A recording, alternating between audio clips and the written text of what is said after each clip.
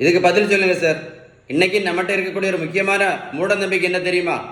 நடைபயிற்சி மட்டும் பண்ணால் போதும், சுகர் மாத்திரை நிறுத்திடலாம். நடைபயிற்சி மட்டும் பண்ணால் போதும், இன்சுலின் நிறுத்திடலாம். நடைபயிற்சி மட்டும் பண்ணினா ப்ரெஷர் மாத்திரை, கெட்ட கொலஸ்ட்ரால் மாத்திரை நிறுத்திடலாம் அப்படின்னு ஒரு மூட நம்பிக்கையோடு இருக்கிறோம். கரெக்டு தானே? நல்லா கேட்டுடுங்க சரியா? 1 கிலோமீட்டர் நடைபயிற்சி பண்ணினா கூட 40லேருந்து 50 கேலரி மட்டும்தான் இருக்க முடியும். இதை எழுதி வச்சுக்கிடுங்க. அதனால் நடைபயிற்சி மட்டும் பண்ணி எந்த மாத்திரையும் நிறுத்த முடியாது, எந்த இன்சுலினும் கண்டிப்பாக நிறுத்த முடியாது, வெயிட் கண்டிப்பாக குறைக்க முடியாது நடைபயிற்சி மட்டும் பண்ணுறதுனால. சரியா?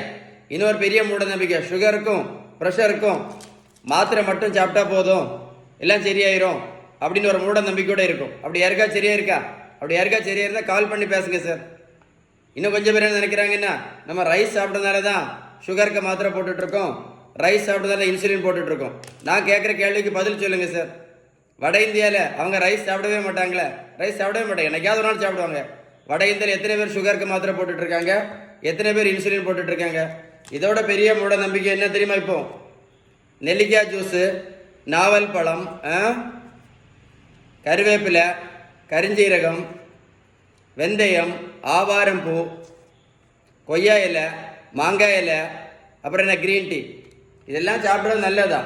நான் என்ன கேட்குறேன்னா, இதெல்லாம் சாப்பிட்ட பிறகு கூட ஒரே ஒரு மாத்திரை சுகருக்கு, ஒரே ஒரு மாத்திரை சாப்பிட்டுட்டு இருந்த பேஷண்ட்டு இன்னைக்கு 3 மாத்திரை சாப்பிட்டுட்டு இருக்காங்களே சுகருக்கு மாத்திரை மட்டும் சாப்பிட்டு இருந்த பேஷண்ட்டு இப்போ இன்சுலின் போட்டுட்டு இருக்காங்களே. வெந்தயம், கருவேப்பிலை, கரிஞ்சீரகம், நாவல் பழம், கொய்யா இலை, மாங்காய் இலை, இதெல்லாம் சாப்பிட்ட பிறகு நல்லா கேட்டுக்கிடுங்க ஓகேவா? சுகர், ப்ரெஷர், கெட்ட கொலஸ்ட்ரால், உடல் பருமன், ஃபேட்டி லிவர், இந்த 5 நோய்க்குமே ஒரே ஒரு காரணம் தான். அதுக்கு பேர் தான் இன்சுலின் ரெசிஸ்டன்ஸ். இது எழுதி வச்சுக்கிடுங்க. நீங்கள் மருத்துவத்தில் எந்த புத்தகத்தை எடுத்து படித்து பாருங்க. இந்த இன்சுலின் ரெசிஸ்டன்ஸை சரி பண்ணுறதுக்கு அவங்க சொல்லக்கூடிய best treatment is balanced diet தான். அப்புறம் உடல் உழைப்பு, அப்புறம் நல்ல தூக்கம், கடைசி தான் எது? லாஸ்ட்டு தான் மாத்திரையும், அதுக்கப்புறம் கடைசி தான் இன்சுலினும். புரிஞ்சுதா இல்லையா? கரெக்ட் தானே? உங்களுக்கு பேலன்ஸ்டு டயட்டு பற்றி ஏதாவது இன்ஃபர்மேஷன் வேணும்னா கால் பண்ணி பேசுங்க சரியா? கால் பண்ணி பேசுங்க. இந்த வீடியோ லைக் பண்ணி ஷேர் பண்ணிங்க அப்படின்னா இந்த வேர்ல்டில் இந்த மாதிரி மாத்திரை இன்சுலின் போட்டுட்டு இருக்கக்கூடிய நிறைய பேருக்கு யூஸ்ஃபுல்லாக இருக்கும். மறக்காமல் ஷேர் பண்ணுங்கள் ஓகேவா? லைக் பண்ணி ஷேர் பண்ணுங்கள்.